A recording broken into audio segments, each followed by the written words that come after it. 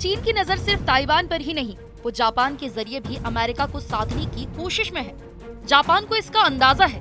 यही वजह है कि जापान भी खुद को मजबूत करने में जुटा है। उसने अपना रक्षा बजट बेहिसाब बढ़ा लिया है। अगले 5 साल में सभी मिलिट्री बेस को अंडरग्राउंड करने पर जोर दे रहा है। अब क्या पूर्वी एशिया में युद्ध का नया मोर्चा तैयार हो रहा है? क्या जापान और चीन के बीच अगली विनाशक लड़ाई होने वाली है? क्या जापान और चीन के बहाने विश्व युद्ध की शुरुआत हो जाएगी? ये सवाल इसलिए उठ रहे हैं क्योंकि जापान की रक्षात्मक तैयारी ड्रैगन की आंखों में गड़ रही है। दूसरे विश्व युद्ध की तबाही झेल चुके जापान की वैश्विक सैन्य ताकत बनने की ख्वाहिश शी जिनपिंग को अखर रही है और यही पूर्वी एशिया में विध्वंसक युद्ध के डर को बढ़ा रही है।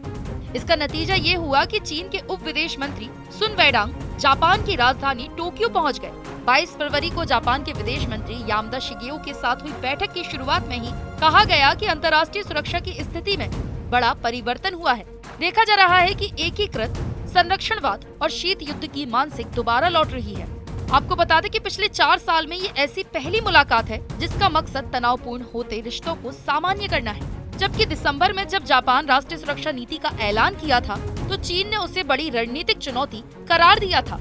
मुलाकात के बाद जापान के विदेश मंत्री यामदा शिगेओ ने साफ कहा कि दोनों देशों के संबंध चुनौतियों और चिंताओं से घिरे हुए हैं। यामदा ने कहा कि दोनों देशों के बीच द्विपक्षीय संवाद जारी रखने पर भी जोर दिया जा रहा है।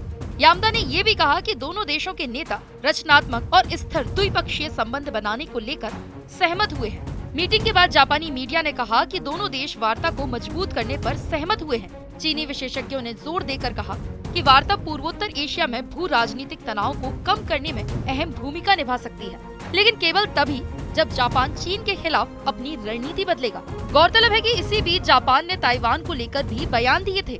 बैठक के बाद भी जापान के विदेश मंत्रालय ने कहा कि उन्होंने चीन के सामने ताइवान में शांति और स्थिरता के महत्व पर जोर दिया है।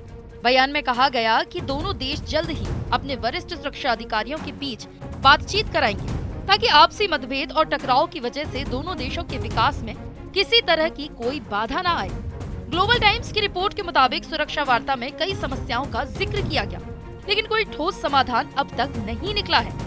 लेकिन केवल ये समझकर कि जापान बातचीत से क्या चाहता है, चीन जापान के साथ अपने मतभेदों को कम जरूर कर सकता है। यूँ तो जापान ने अपनी रक्षा नीति में चीन को सीधे तौर पर खतरा करार नहीं दिया गया, लेकिन ये कहा गया है कि चीन की स्थिति और उसकी सैन्य गतिविधियां गंभीर मसला है। दूसरी तरफ रूस की भी जापान पर नजर है। रूस चीन के साथ खड़ा है और दोनों मिलकर जापान के जरिए अमेरिका को घेरने की तैयारी में है। यही वजह है कि पश्चिम एशिया में युद्ध के नए मोर्चा को खुलने की आशंका बढ़ गई है।